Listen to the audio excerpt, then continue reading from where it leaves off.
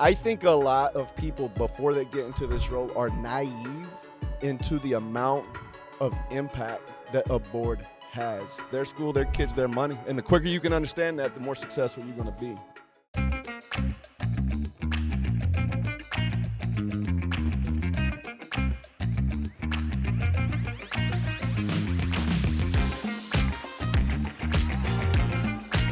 Welcome back to another episode of The Path Forward. As always, I'm your host, Dr. Rick Fernandez, where we talk education, innovation, and everything in between. We are at TexEdCon 24 in beautiful San Antonio. I've got a first-timer to the show, Superintendent Lamesa ISD, David Ritchey. David, welcome to the show. Thank you. Glad to be here. So tell me a little bit about your district. For those that may not know, give us a little bit background. Well, I'm assuming a lot of people don't know. We are very small. We're a 3A. It feels small. We're out in the middle of West Texas. Okay. An hour between Lubbock and Midland. We have a lot of teachers that drive from Lubbock or Midland. We're right in the middle of the two. Our mascot is the Golden Tornadoes, which is kind of an odd mascot because when March and April hits, we're looking out for those tornadoes. And They're not golden? Yeah, they're not golden at all. 1,500 kids. About 330 employees. First-time superintendent, but been in the district for a total of a decade. I was there for 7, left for 3 to go to Fort Worth at Castleberry ISD, and I got out of coaching. I was a coach for a long time. Okay. I got out of coaching.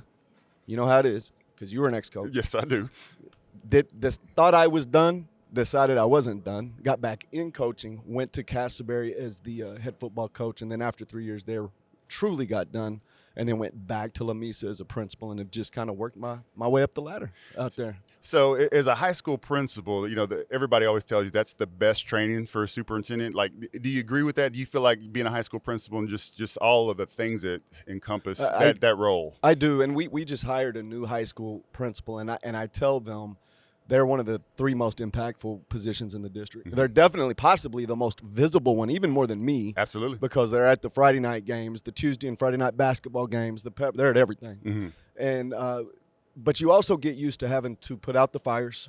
You get used to having to be the communicator, to be the face of something, because that's what we are, is the face of a district. And we kind of talked about this before we started. I like principals who have also coached because they know hours, they know hard work. Yep. And I tell people all the time, high school principal is hard, but it still is not as many hours as I put in as an athletic director. Superintendent is hard, but I still watch the game on Friday night knowing I don't have to be at the field house at 6 watching the film the next day. And but yeah, so I like to hire coaches as administrators. But that being said, I do make sure that they understand that flip from athletic-minded to instructional-minded. And that, to me, is the biggest challenge with a lot of the people we get out in Lamesa. But absolutely, if you can be a high school principal and you can be successful, to me, your very next step should be something central office-wise and work your way up to it. I love it, and I agree 100%. And so let me ask you this then. So when you hire somebody for the high school that's a coach, how hard is it to release some of that, how you did it, like as a coach, right? It's hard. I think you could ask my whole team, and they're all here because we're presenting later today. What's his biggest flaw? And that he won't let go. If I even sense hesitation from you that you can't get the job done, I'm going to jump in and do it for you. And I've got it. You know this. Yes. I got to let go, and because I believe I am an empower of people. I believe that people that work for me know that I want them to be the best version of themselves, but I do still probably jump in too quick. And that is what I'm working most on this year. But absolutely. And this first year, our principal this year, he's a first-year guy, and he's learning real quick. You better have your hand in everything, because if you don't, something bad is going to happen. Yep. And I've had to kind of come in and help, but I did notice we had an issue last week, and as I was helping for the first time, I was looking across the table, and I said to myself, he doesn't need me. He's got this. Yep. And I haven't thought that about a lot of my principals. So it was a good feeling, because I do think he's going to grow. That's awesome, man. And that you're 100% right. Letting go and just the trust, and you don't have to be there and micromanage and worry about things. And it may not be your way. It may not be the way you run the offense, the way you run the defense. That's the hard part. But if it's working for them, 100%. so you know what? that's pretty courageous for you to throw that out there and be transparent and to say, hey, we're working on this, because what you get a lot of times is we're always guarded in the seat. I can tell, man. I can tell. And that's what, when we present later today, I've got the recipe that's 10 ingredients, and the first and the last are the most important ones. The first one is relationships, but the 10th one is be you. And I didn't think I'd get this job because I interviewed and I was me, because I knew if I got it, I couldn't be somebody else. Now talk about that, man, because you're spot on. And when I took my first superintendent job, but sometimes you got to move, sometimes you got to do what you got to do, and it impacts your family.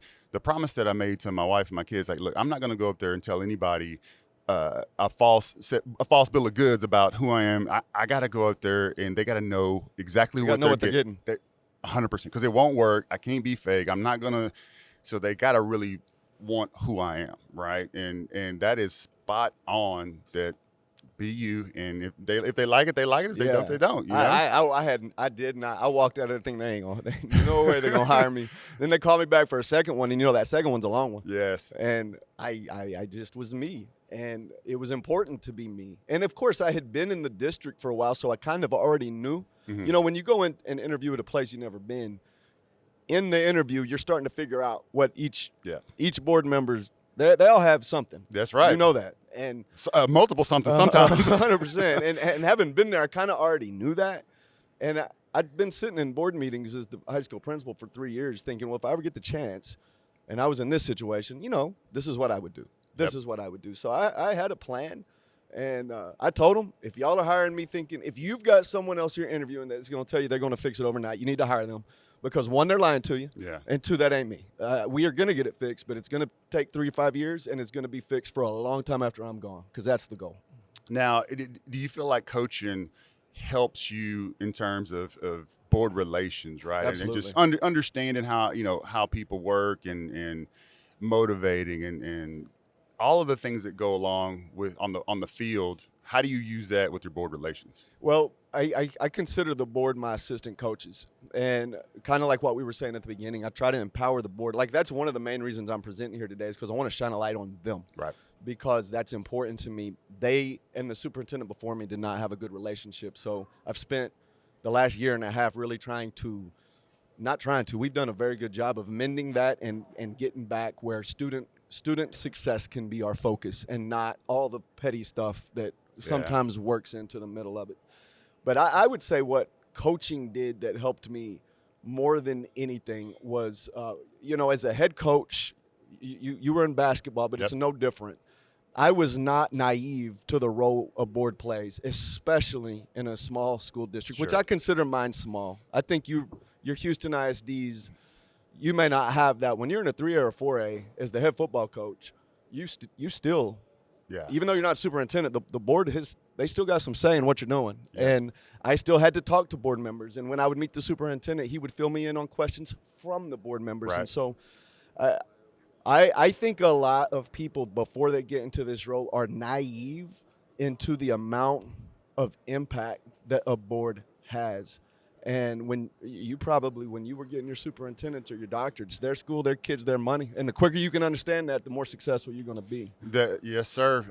If I'm being transparent, one of the hardest lessons for me to learn is just because you see the path to making outcomes better for students, you got to get everybody to see it. 100%. Right? You got to, and sometimes you want to go fast because, like, man, if we just do this, this, and this, it's going to explode. But if I'm not bringing people along, like I'll move fast, and I've learned, like, you got to slow down and make sure everybody's on 100%. The train.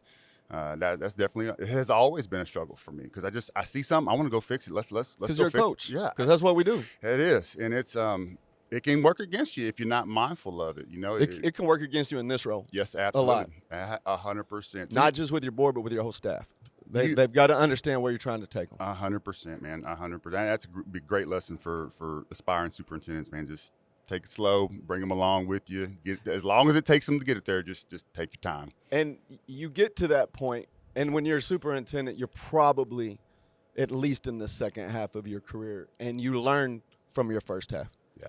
And I have learned, and I told them I am me all the time, and I present at every board meeting, and I told them at the last one, even when you get tired of me, don't get tired of these changes that we've made, because these changes are going to lead to student success in La Mesa that they have not known, and they're going to last for a long time after I'm gone. So even if you get tired of me, don't get tired of the changes. Make sure that they stick. I love that. Talk a little bit about what y'all are presenting on today. You mentioned a little bit of a recipe. You got a brother-in-law. Yeah, is he a good chef? Oh, he's the best. Okay. He can walk in your house. It don't matter what you have, and you'll end up eating the best. So he needs to come over to buy. So he does. Yeah, man, absolutely. So, as a kid growing up in North Shore in Houston, man, sometimes it was Spam and mayonnaise crackers. I've seen them play football a few times. We got absolutely. We got some dogs over there. So. Yeah. So he's now the vice president of Morton Steakhouse, but before that, he is a true success story. Started cooking at Abuelo's in Lubbock, at Jazz in Lubbock, and has just slowly worked his way all the way up the ladder.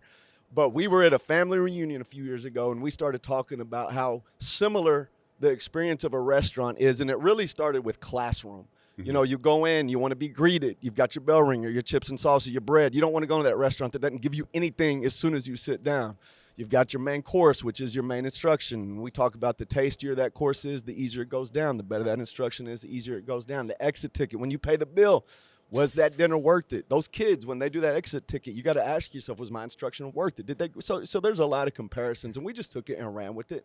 And it started with classroom, and then I got a chance to present it midwinter, so I needed to up it to campus. And then today we're kind of making it big picture for the whole district. And so some of the classroom-specific stuff I'll skip over, but man, it's all about relationships. It's all about having a plan. Failure to plan is planning to fail. You know that. Yep. And being yourself and trusting each other and making sure by trust you understand with trust going to come. Somebody's going to make some mistakes. A board that expects their superintendent to be perfect, they're asking for something that doesn't exist. But you've got to trust that even when he makes mistakes or when she makes mistakes, they're making them for the right reason. Yeah. And so it's a fun. I love it, by the way. That's awesome. I tell a story about my sons and I throughout, and I kind of tie everything together. But I'm looking forward to it. My whole deal is I hope people come. If people come, it'll be great. But I always learned from a guy that I know that he said whether there's 2 people in the room or 200, you give them your best. That's right. So whoever's in the room is gonna get my all. Treat them like they're first class. It don't matter. Absolutely. So we've all been in those presentations right after lunch where it's like one person. Oh yeah. You're like, and they're dozing off. yeah. You're like, all right. Well, I got to get it together and give them. I got to give them my best. So I feel that. I understand. Absolutely. Or those coaches clinics where you're presenting and you're like, don't present the afternoon at the coaches clinic because they're at the golf course getting drunk already, and you know that. Hey, man, you're not anybody that I know, but that probably happened somewhere. But man, I'm so glad that you reached out and just to hear a little bit about you. It's funny how much we have in common. You don't never know, man. You don't never know. You meet people and I love your energy. I love your passion. I don't know anything about your board, your students, but what I do know is they got somebody that's going to fight, that's passionate, and is going to do what he believes to be in the best interest of students. And that's all you can. I love my kids. I love my students. That's all you can really ask. And that's what we're here for. And sometimes and at the end of the day today, that's what I'm going to tell them. At the very least, if you walk out of here, just remember why you're here. Give me to end on. Give me one big ticket item that you're super proud of for La Mesa ISD. What's the one thing you say, like, you come here, we're going to hang our hat on this, and you're going to be able to see it and feel it? My team that I've put around me, and it kind of goes against how we started this podcast talking about empowering. I think I have a team, and that's why I brought them here today, that they're all on board with making the student journey for La Mesa students better than it's ever been. And whether you talk our CTE offerings that we've just blown up over the last few years or our Tier 1 instruction, those were the 2 spots. Tier 1 instruction in La Mesa has been, in my opinion, subpar for 2 decades. And we have come and we have made some foundational changes that I truly believe if you get bored, Rick, in 3 years and you're like, hey, I remember that guy, I'm going to go check and see how they've done.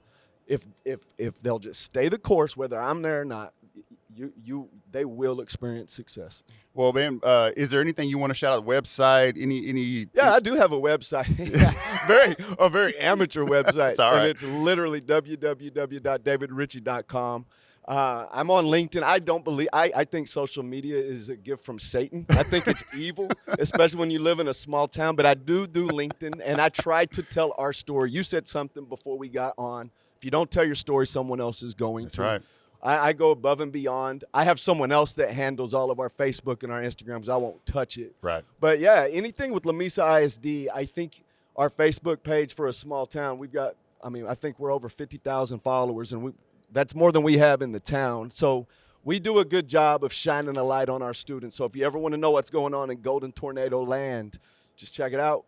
Well, man, I appreciate you coming in and just sharing your vision, your philosophy. I love all the coaching, anecdotes because we're right there in sync, Absolutely. man. Maybe I need to come out there. Come on. And then we fly back to Houston and go to North Shore. Let's go. I saw the North Shore, the Galena Park ISD superintendent last night. Great guy, and just reliving old stories. So it's been a pleasure, man. Oh, absolutely. And anybody's welcome in Lamesa. Come on. So midwinter, you coming I'll back? be there. Absolutely. You come back and talk more? Oh, absolutely. Heck yeah. That's great. I appreciate it, man. Thanks for being here. Absolutely. This was fun. If you like what you saw and heard, please hit that like button, subscribe to the channel, and leave some comments, and check out Lamesa ISD. Thank you for joining us.